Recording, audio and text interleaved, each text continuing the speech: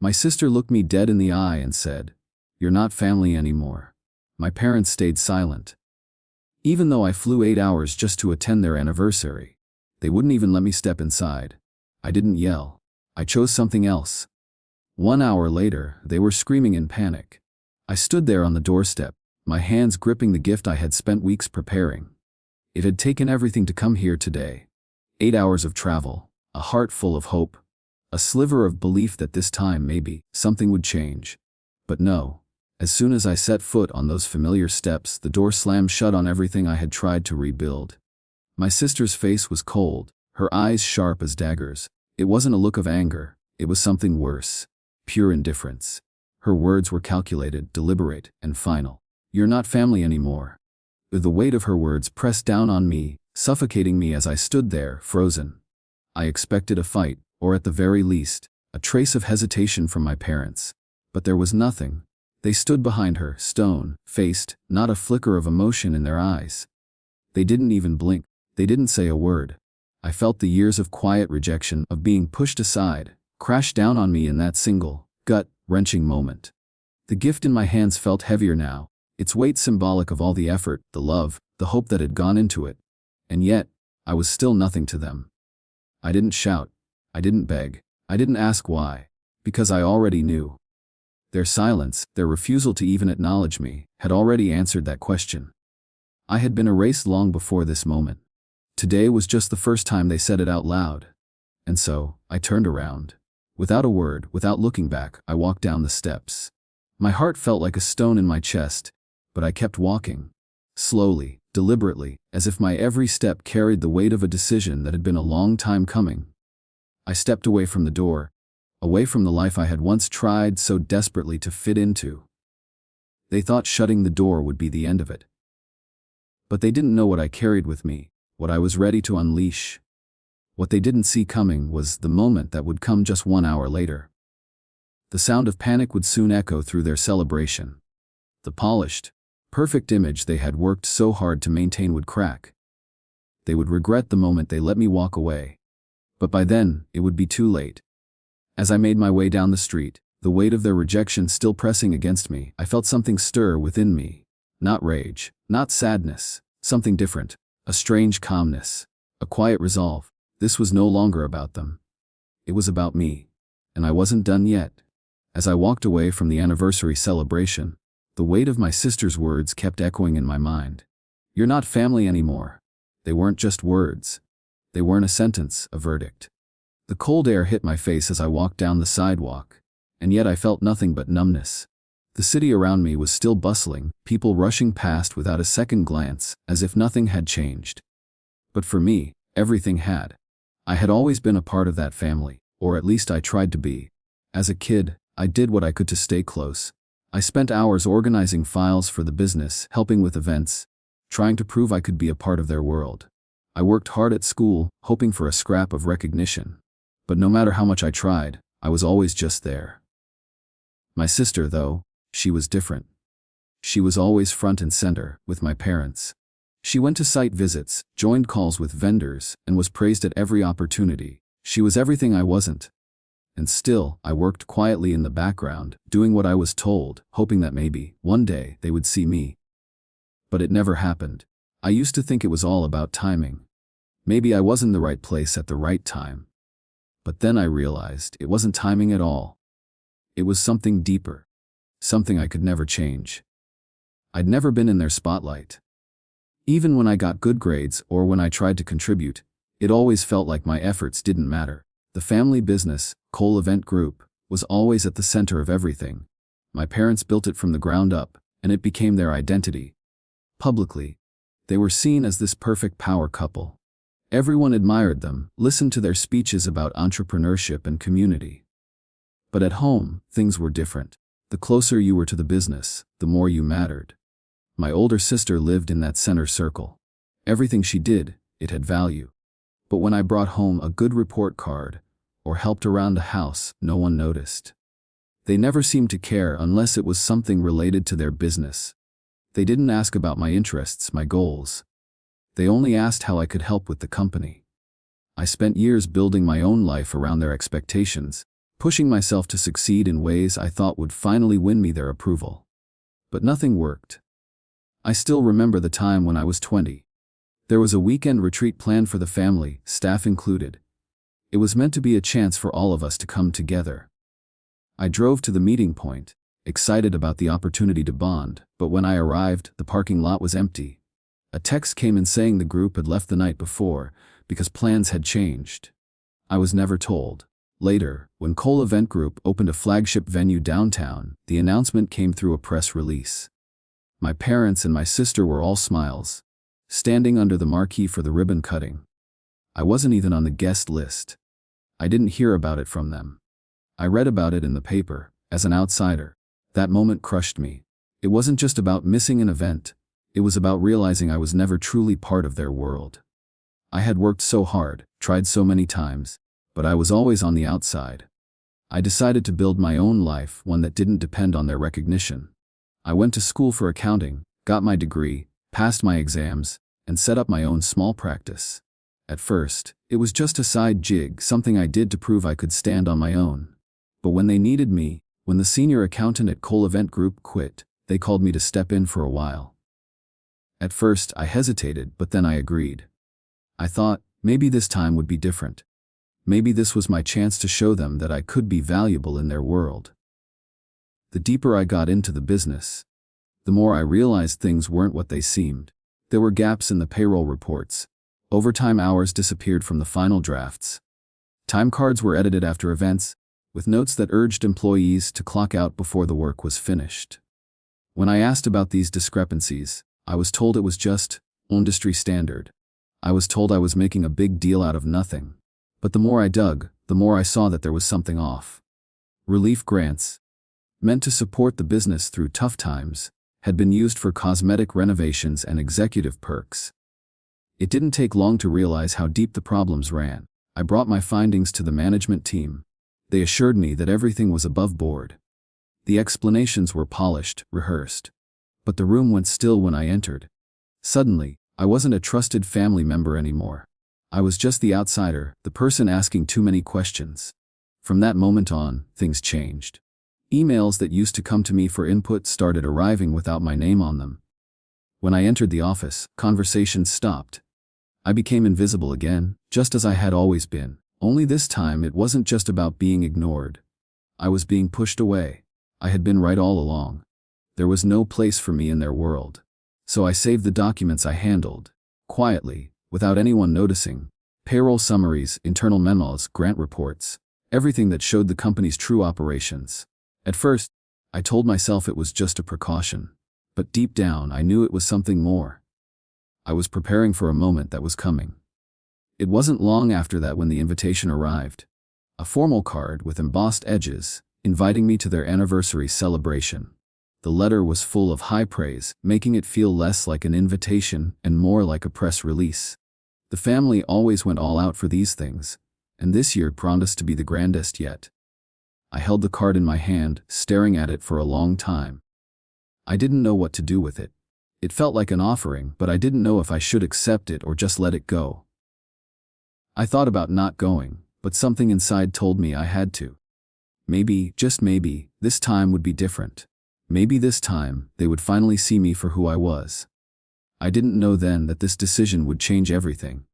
I hadn't even stepped into the venue yet, and already I felt the familiar pressure of all the years I'd spent fighting for recognition in my family's world.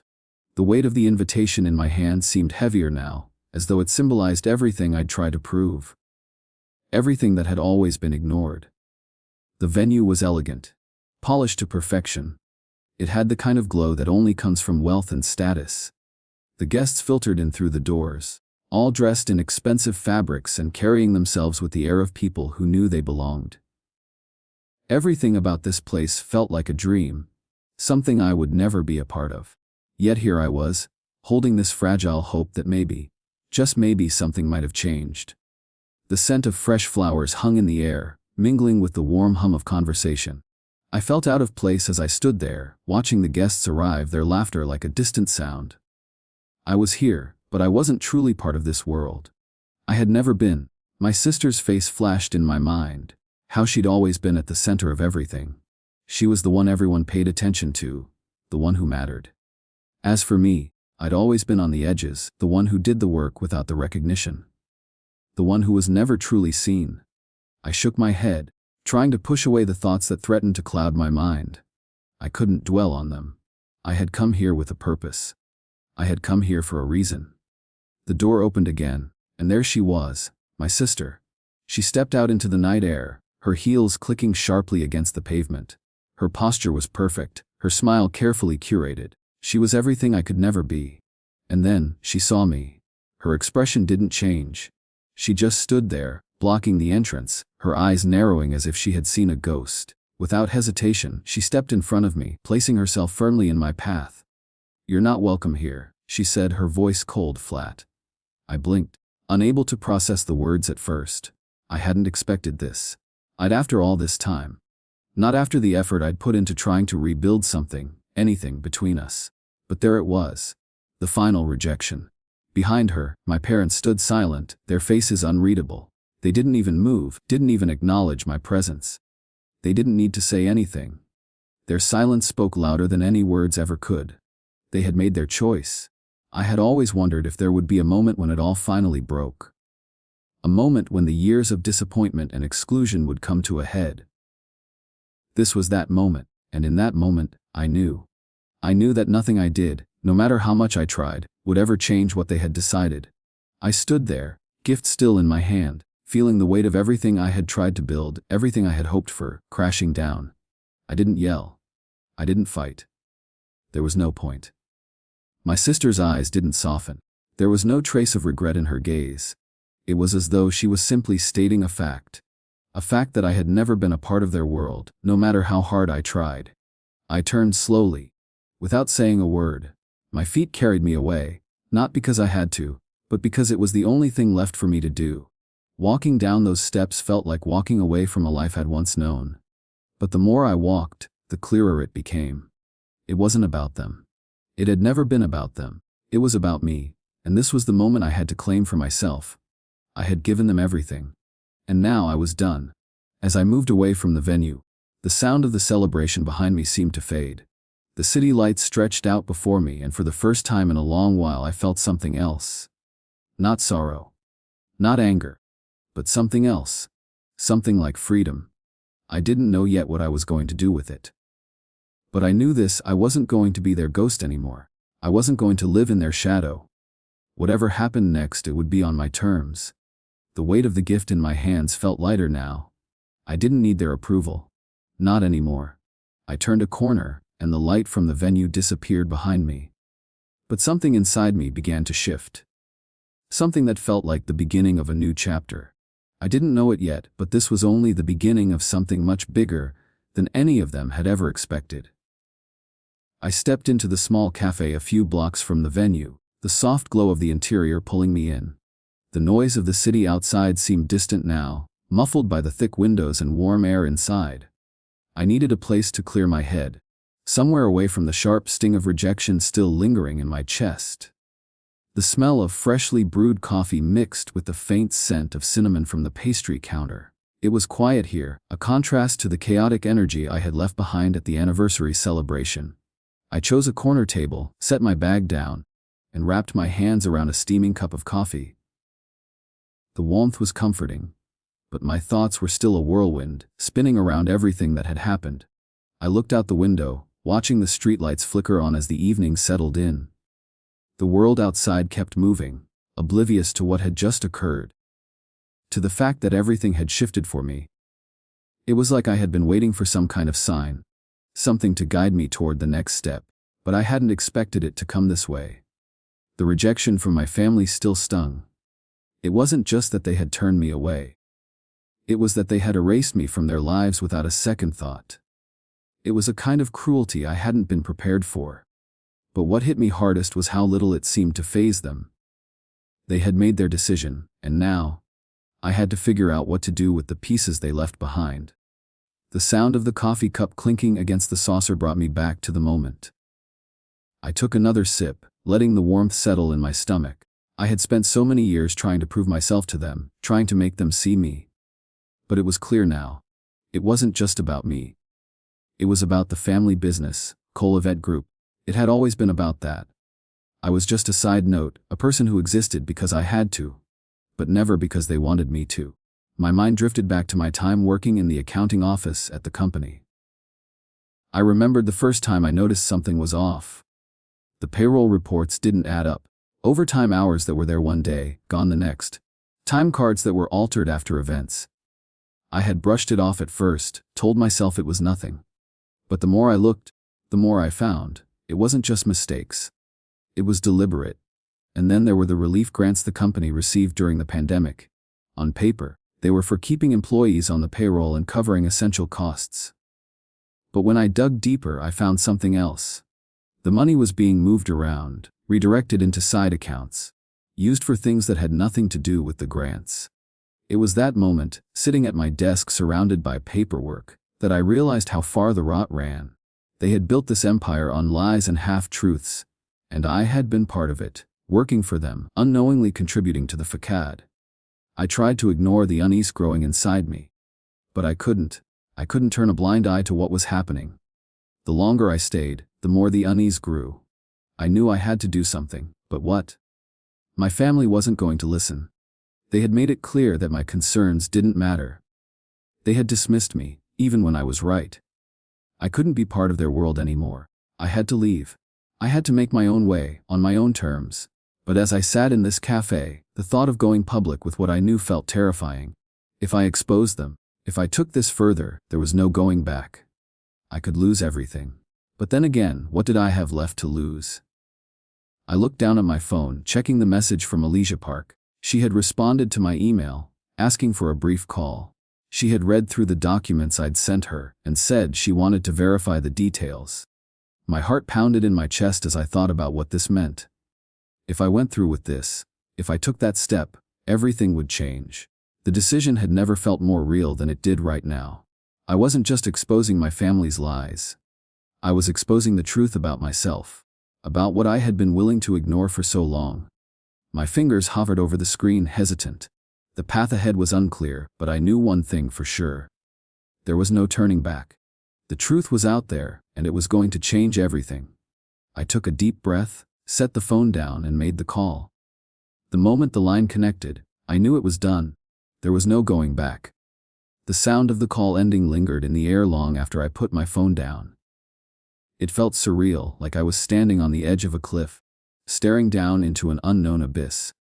Alicia's voice had been calm, collected, but I could hear the weight of what I had just done in the way she spoke, the slight pause before she said she would begin verifying everything. It was official now. There was no going back. The truth was out there, ready to be exposed. I couldn't help but feel a sense of dread settle in my chest, a mix of fear and relief. This was the moment I had prepared for, the moment where I would finally be heard, where the lies that had been buried for years would come to light. But I had no idea what would happen next. I sat back in the corner of the cafe, the hum of conversations around me somehow distant, as if I were in a different world entirely. The warmth of the coffee cup in my hands couldn't dull the coldness inside me. I knew this would change everything, but I couldn't fully comprehend how. For so many years, I had lived in the shadows of my family's business, watching from the sidelines as they controlled everything. I had tried to fit in, to be part of the world they had built, but I was always on the outside looking in. Now, I had torn that world open, and I wasn't sure what would spill out. I tried to push those thoughts aside. There was no time to dwell on what might happen. I had made my choice, and now it was time to face the consequences.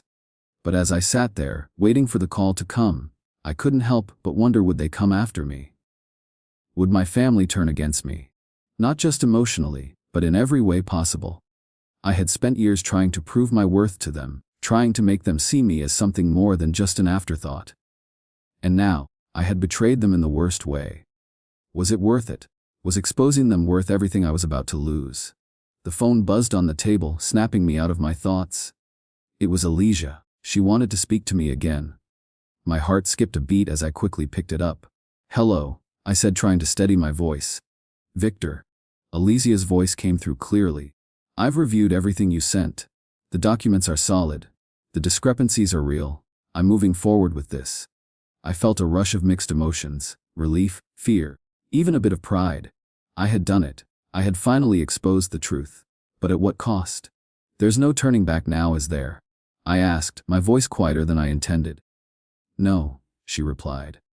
But you did the right thing. The truth needs to come out. I wanted to believe her. I wanted to feel confident that what I had done was the right choice. But the weight of my family's silence, their complete indifference to my existence, made everything feel so much more complicated. I've already started making calls to the relevant authorities. She continued. It's not going to be long before this story is everywhere. The pressure's going to mount quickly, especially on Cole Event Group. The thought of everything my family had worked so hard to build unraveling before their eyes was both terrifying and satisfying. But I wasn't here for revenge. I wasn't doing this to destroy them. I was doing it because it was the right thing to do. They had chosen their path and now I had chosen mine. I just want to make sure this is done the right way. I set my grip tightening around the coffee cup. It will be, Alicia assured me. You've taken the first step, Victor. Now, we make sure the truth comes out, and we make sure it sticks. I didn't respond right away. I just sat there, the weight of everything hanging heavy in the air. I wasn't sure what I was supposed to feel. Pride, fear, guilt, or something else entirely. But one thing was clear, my family would never be the same again. The next few hours felt like they stretched into days. I didn't leave the cafe until well after dark, too lost in my thoughts to move. The world around me carried on, unaffected, while my life was about to be flipped upside down. And just when I thought I might be able to process everything, I saw the first signs of it. People were already talking. My phone buzzed again. I opened the message to see an alert. The story was starting to break. Cole Event Group, financial corruption, pandemic relief funds misused, discrepancies in payroll. I sat back, reading the headline over and over. It was real now. There was no hiding from this. There was no running away. I wasn't sure what would come next, but in that moment, I knew this was it. I had crossed the line, and there was no going back.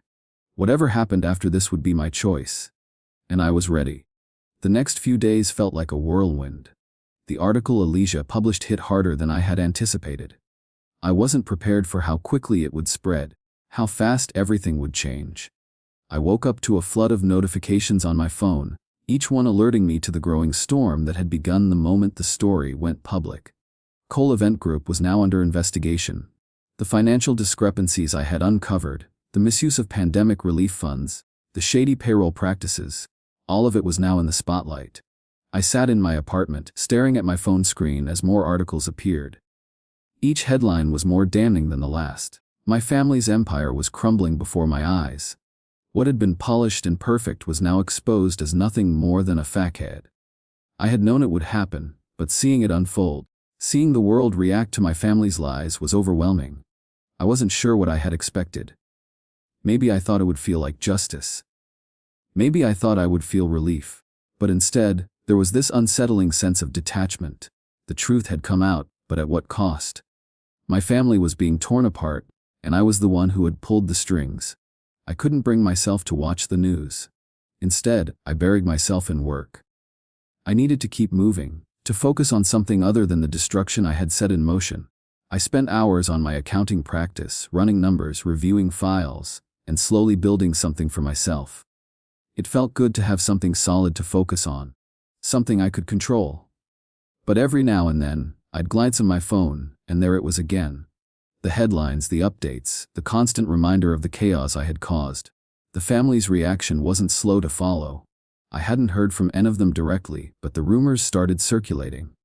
Friends, old colleagues, people I hadn't spoken to in years. Everyone seemed to have something to say about it. The message was always the same: the Cole family was falling apart, and I was the one who had made it happen. I wasn't sure what to do with all of it. There was no satisfaction in seeing them unravel, no sense of triumph in knowing that I had exposed the truth. What I felt was a cold, empty space, like I had been hollowed out by the weight of my own actions. And then, a week later, I received a call. It was from Alicia. Her voice was calm, but I could hear the urgency in her tone. "Victor, it's getting serious," she said. "The authorities are moving quickly on this. The Labor Department has already visited several of Cole's venues. There's a lot of attention now. Your family is scrambling to keep things under control, but they're losing their grip. I felt a tight knot form in my stomach. I hadn't expected things to escalate this quickly, and the idea that my family was facing real consequences beyond the public embarrassment, felt surreal. I had never thought it would get this far. They're going to come after you, Victor. Alicia continued. You need to be prepared. This won't be easy. Her words hit harder than I expected. I had been so focused on exposing the truth, on finally standing up to my family, that I hadn't really considered the full scope of what I was doing. I had no idea how far reaching the consequences would be, how much damage this would cause, not just to them, but to me as well. I don't care, I said, more to myself than to her. I had to do this. They needed to be held accountable. Alicia didn't respond right away. I could tell she understood the gravity of what I was saying, but her silence was a reminder that the choice I had made had consequences beyond just exposing the truth. There were lives at stake here. My family's business, their reputation, their livelihood, everything they had worked for was on the line, and I had done this. The call ended, and I sat there, staring at the phone in my hand. My heart was pounding. I wasn't sure what I expected to happen next, but the weight of it all suddenly felt unbearable. The emotional walls I had built around myself, the distance I had put between myself and my family, started to crack. It was harder now, with everything out in the open, to ignore the parts of me that still cared, still longed for something I could never have. I spent the next few days in a haze, barely able to focus on anything except the steady stream of news reports and phone calls. My family was scrambling. I could feel the tension building, even though I hadn't spoken to them directly. The world was watching, waiting to see what would happen next. And then, one afternoon, I got a message from my sister. Just one sentence, "We need to talk." It wasn't an invitation, not in the way I had hoped. It was a summons, a reminder that I hadn't truly escaped from them, no matter how far I tried to distance myself. I knew what was coming. I knew what they wanted. But for the first time in my life, I didn't feel the need to run. I wasn't scared anymore. The walls I had put up, the ones that had kept me from seeing the truth about my family, had finally come down. I was ready. When the message from my sister came through, my heart didn't race.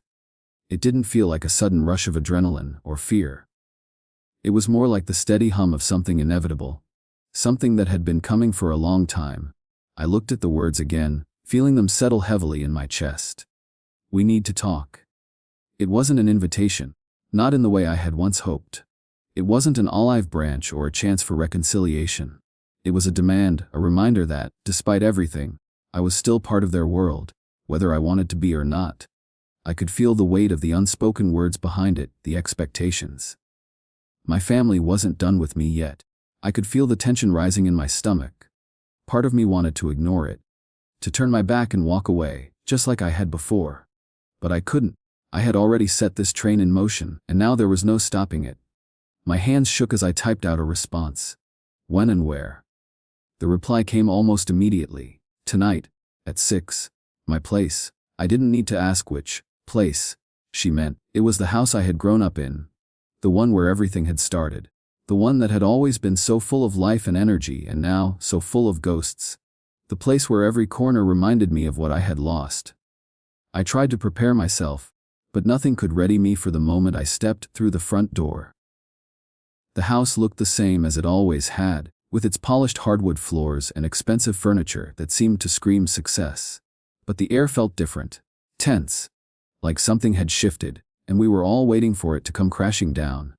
I was the last to arrive. My sister Brooke was sitting on the couch, her posture rigid.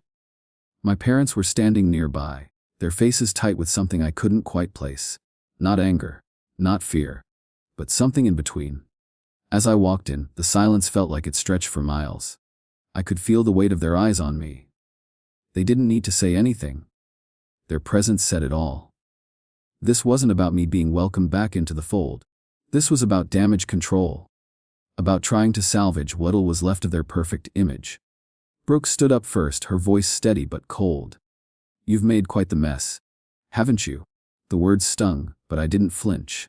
I wasn't going to back down. Not anymore. I had already made my choice, and I wasn't about to apologize for it. I did what I had to do. I said, my voice quieter than I intended. You've been lying for years.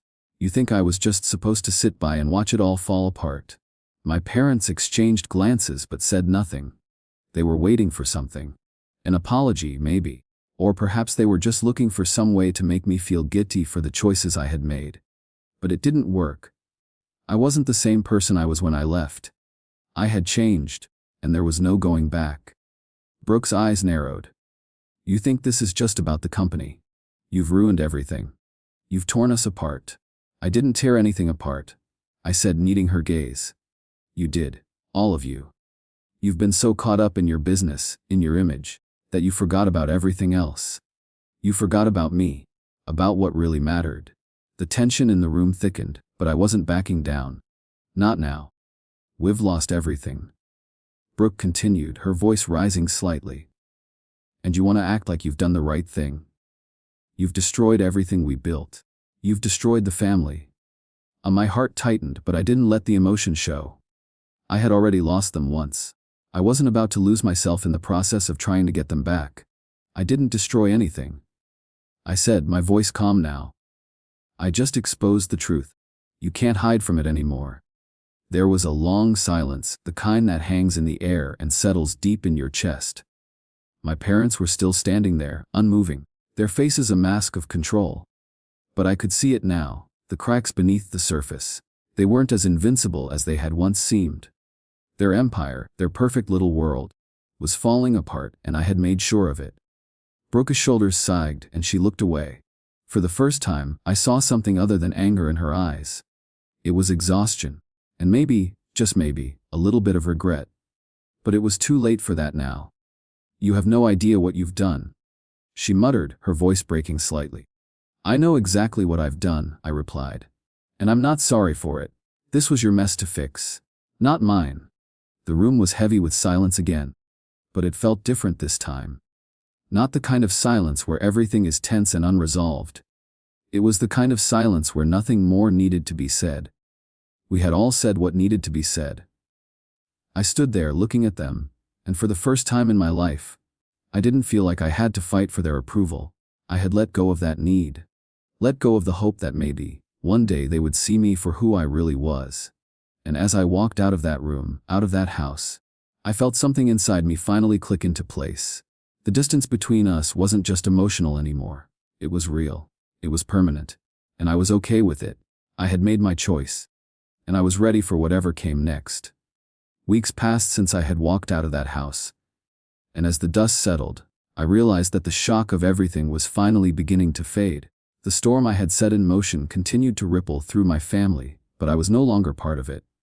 I had stepped away, and the world around me started to shift. I focused on my work. My accounting practice grew steadily, one client at a time. There was something incredibly grounding about it, something real. No more pretending. No more trying to live up to expectations that I didn't believe in. I was building something on my own, something that meant more than a paycheck. It felt honest. The calls from my family stopped. There were no more invitations, no more expectations. The silence between us stretched wide, but it was a silence I had come to accept. It wasn't the painful kind of silence I had once feared, it was freedom. I found myself looking at the world differently now. The way I approached everything, relationships, work, even simple daily tasks, felt different. I was no longer running on the approval of others. I wasn't trying to fix what was broken within my family. I had let that go. But then, one morning, as I was reviewing some quarterly reports in my apartment, I heard a knock on the door. It was firm, measured, the kind of knock that doesn't let you ignore it. I hesitated before getting up. I knew who it would be before it opened the door. There they were, standing in front of me. My parents. My sister. None of them looked like the powerful, polished figures I once saw them as. They were smaller now, tired, their usual confidence replaced by something I couldn't quite name. They didn't speak right away. They just stood there, looking at me, as if weighing their next words carefully. Brooke, my sister, was the first to step forward. Her usual stern expression was gone. There was a fragility in her eyes that I hadn't seen before. We need to talk, she said quietly, her voice sounding different, softer than I had expected. I nodded and stepped aside, letting them in. They moved into the living room, their steps uncertain, almost as if they were walking on unfamiliar ground.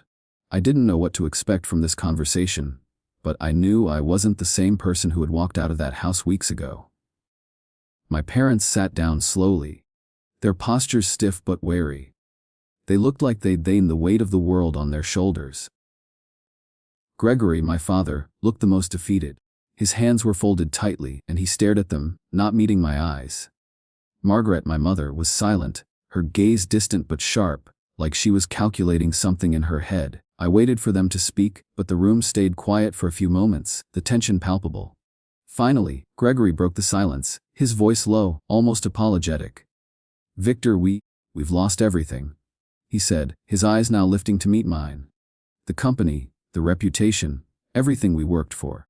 You've put us in a position we can't get out of." I didn't react. I just let his words settle, let the weight of them hang in the air. I had heard the rumors. I knew how the business was crumbling, but hearing him say it out loud made everything feel more real.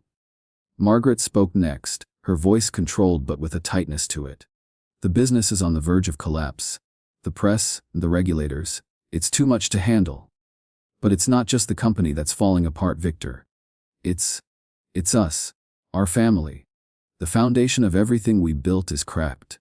And we need your help." I looked at them, really looked at them, for the first time in what felt like years. Their words, their desperation. It was different from what I expected. They weren't angry anymore. They weren't trying to manipulate me. They were just broken. I stood there for a moment, feeling a strange mixture of emotions. Part of me wanted to reach out and comfort them, wanted to fix everything they had destroyed. But the other part of me, the part that had walked away, that had chosen myself, knew that I couldn't go back to that. I couldn't go back to a life where I was only valuable if I played by their rules. "I can't help you," I said, my voice steady, but the words felt like lead in my mouth. "I'm done. You had your chance. You made your choices." Brooke looked at me, her face tightening with frustration. "You think you're the only one who's been hurt by this. We've all suffered, Victor. But you're the only one who's turned your back on us." I felt my chest tighten, but I didn't flinch. "I didn't turn my back on you. I had to turn my back on what you became. On what I let myself become." The silence that followed was heavy. For a moment, I thought they would push back, that they would try to change my mind, but instead, they just sat there. Quiet, defeated. Finally, Margaret spoke, her voice softer than before. "We were wrong, Victor. About you. About everything. We've always treated you like you were less, like you didn't matter. But you do, you always have. We see that now. And we're sorry." For a moment, I thought I might say something. I thought I might forgive them, that I might offer them the comfort they were begging for. But when I looked at them, I saw the truth. It wasn't just about forgiveness. It was about boundaries. It was about choosing myself, even when it meant walking away from everything I had ever known. "I accept your apology," I said quietly. "But forgiveness doesn't mean I'll be part of your world again. I can't go back to that." They didn't argue. They just nodded, their faces somber. They knew just like I did that we couldn't go back to what we once were. When they left, the door closed softly behind them, and for the first time in a long time, I felt at peace. It wasn't the kind of peace that came from fixing things. It was the peace that came from knowing that I had finally chosen myself. The world outside was still moving, still full of noise and chaos. But inside I felt something different, something new. It was the quiet of knowing I had taken control of my own life. And no matter what came next, I was ready for it. This was the beginning of my new life, and this time it was mine to define.